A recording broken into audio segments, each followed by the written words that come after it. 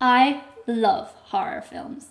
And my favourite part of horror films is the what would you do aspect. It always seems so easy as we sit there in our objective throne to tell the characters exactly what to do.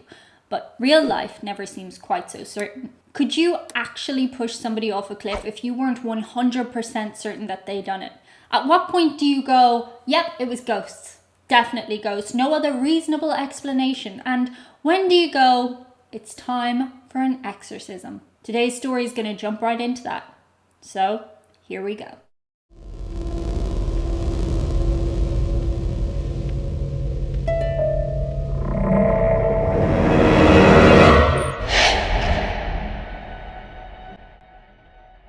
As we try to navigate these tricky times in 2021, mental health is a topic that is more poignant than ever. As a society, we are now more in tune regarding mental health and understand the importance of self-care. However, this has not always been the case, and instead of acknowledging illnesses that we could not see or understand, some people have gone to drastic measures to control the symptoms of these illnesses, with some cases ending in tragedy. Today, we take a look at the exorcism of Annaliese Rose, a girl robbed of her life thanks to ignorance and an obsessive religious fanaticism. Annaliese Rose, or Anneliese Michel, was a German girl born in 1952 into a very strict religious Catholic family. Annaliese's early years were normal by all accounts.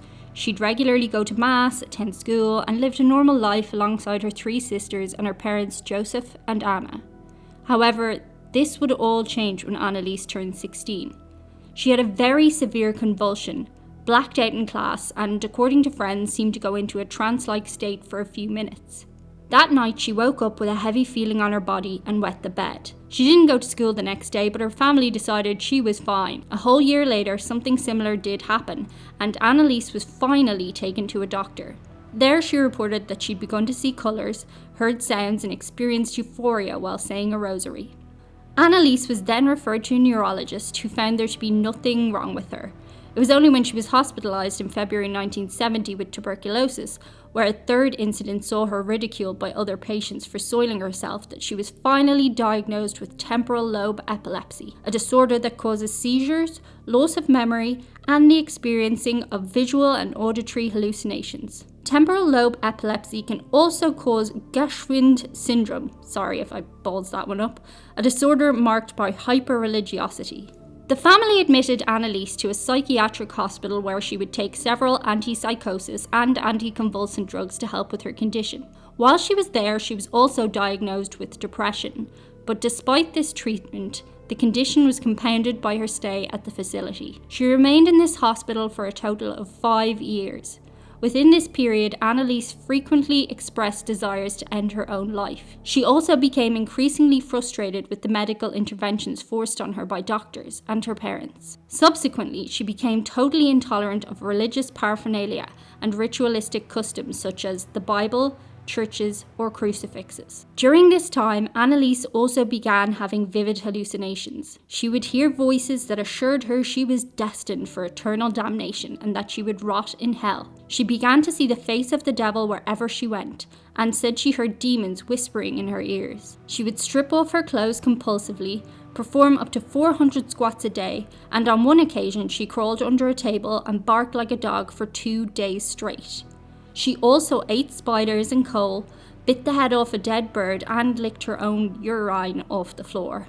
She displayed superhuman strength, throwing her younger sister across the room like a rag doll, and soon she began to claim she heard demons telling her she was damned and she would rot in hell while she was praying. Yet, remarkably, during this time, she still managed to continue with her schooling and was accepted into the University of Würzburg. Her classmates described her as withdrawn and very religious.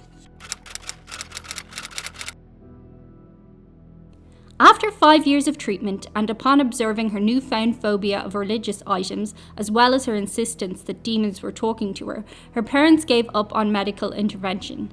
They said pooey to the diagnoses and doctors with years of medical training. Let's listen to our violently ill daughter instead.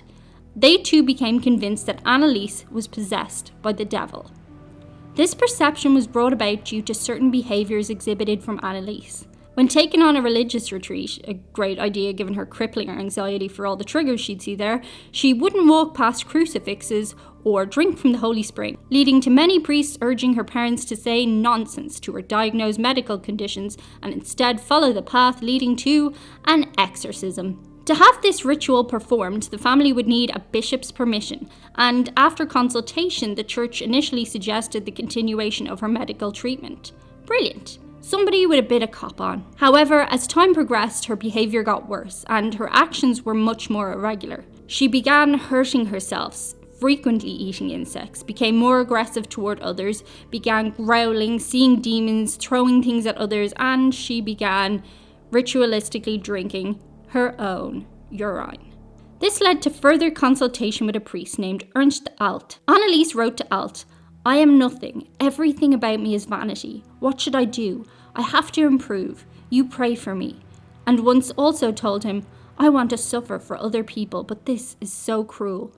He declared that she didn't look like an epileptic, yep, very scientific there, and promptly wrote to the bishop, Joseph Stangl, who eventually agreed to let the procedure take place, provided the exorcism was performed secretly by a priest called Father Rentz, who audio recorded all of his sessions. Anneliese also stopped taking her medication on the priest's orders, as they were convinced this was not a medical situation. The practice of Catholic exorcism was codified in the Ritual Romanum, a book of Christian practices assembled in the 16th century. By the 1960s, exorcisms were very rare among Catholics, but a rise in movies and books like The Exorcist in the early 1970s caused a renewed interest in the practice. The movie coming out 3 years before her death was probably just a coincidence though. Oops, spoiler. And so the sessions began. Anneliese would be chained to the bed and held down by those present.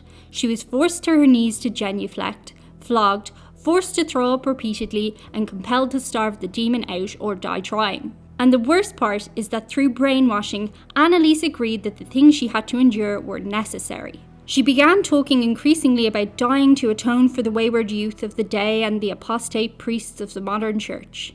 During these sessions, Anneliese revealed that she believed she was possessed by 6 demons: Lucifer, Cain, Judas Iscariot, Adolf Hitler, Nero, and Fleischmann. I'll admit the last one is a bit strange, never heard of him. Fleischmann was a disgraced priest, and reportedly Anneliese would have had no way of knowing the details of his extradition, but she did, so yeah, I'll admit that is weird. The exorcisms would be performed instead of her hospital care and would take place twice a week, lasting roughly 4 hours each. In all, Anneliese underwent 67 exorcisms, and this trend continued for 10 months. After 10 months of exorcism sessions, Anneliese died in her home on July the 1st, 1976. This was not through a demon, through suicide, or through any unnatural means. She died due to starvation. Broken teeth, bruised eyes, broken knees were all found during autopsy. She had been in a constant state of semi-starvation throughout the 10 months of sessions. She weighed just 30 kilograms when she was found dead on this date. It was also reported that she had contracted pneumonia. The defendants, accompanied by a church-sponsored lawyer, were subsequently punished harshly. Oh no, wait, they weren't. In the case of the priests, they were given a fine, and Mom and Dad would be absolved of their crimes, with the judge ruling that they had suffered enough. The site of her burial remains as a pilgrimage which many go to pay their respects to the lost soul of Anneliese Michel. The event sent shockwaves through the Catholic Church, and the rules on the use of exorcism ceremonies were made much stricter thanks to Pope John Paul II. This story would gain traction within popular culture as well, with movies such as The Exorcism of Emily Rose and Requiem loosely following these tragic events. The nightmarish existence that Anneliese had to endure serves as a constant reminder of what can happen in extreme circumstances if we as a culture ignore the importance of mental health treatment. I do genuinely feel for her parents, who ultimately tried to reach out to those around them for help. Tragically, they were ultimately misled by those who, in their eyes, held the authority and were blinded by their own obsessive religious fanaticism. But that's just my opinion. What do you think were the underlying factors that caused this young girl's mania? Do you believe that she could have been saved with more medical care? And what is your view on the morality of exorcisms? Let me know in the comments section below, and as always, thanks for watching. Until we speak again, sending you good vibes. Stay safe out there.